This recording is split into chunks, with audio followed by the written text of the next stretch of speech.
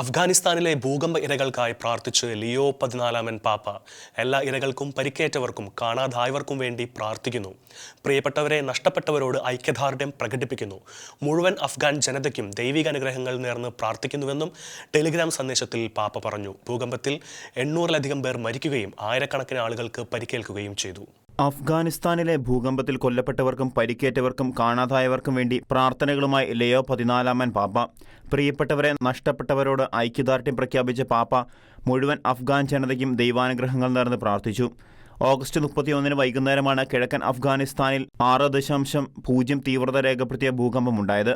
ഭൂകമ്പത്തിൽ 800-ലധികം പേർ മരിക്കുകയും ആയിരക്കണക്കിന് ആളുകൾക്ക് പരിക്കേൽക്കുകയും ചെയ്തു.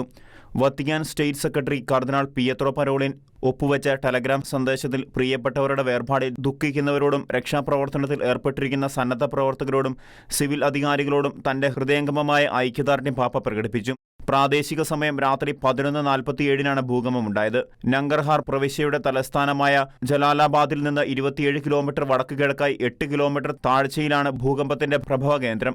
നിരവധി ആളുകൾ അവശിഷ്ടങ്ങൾക്കിടയിൽ കുടുങ്ങിക്കിടക്കുന്നതായി ഭയപ്പെടുന്നതായും റോഡ് മാർഗം എത്തിച്ചേരാൻ കഴിയാത്ത വിദൂര പ്രദേശങ്ങളിലേക്ക് എത്താൻ ഹെലികോപ്റ്ററുകൾ വിന്യസിച്ചിട്ടുണ്ടെന്നും ഉദ്യോഗസ്ഥർ പറഞ്ഞു. ദുർഘടമായ ഭൂപ്രദേശം രക്ഷാപ്രവർത്തനങ്ങളെ സങ്കീർണമാക്കുന്നുണ്ട്.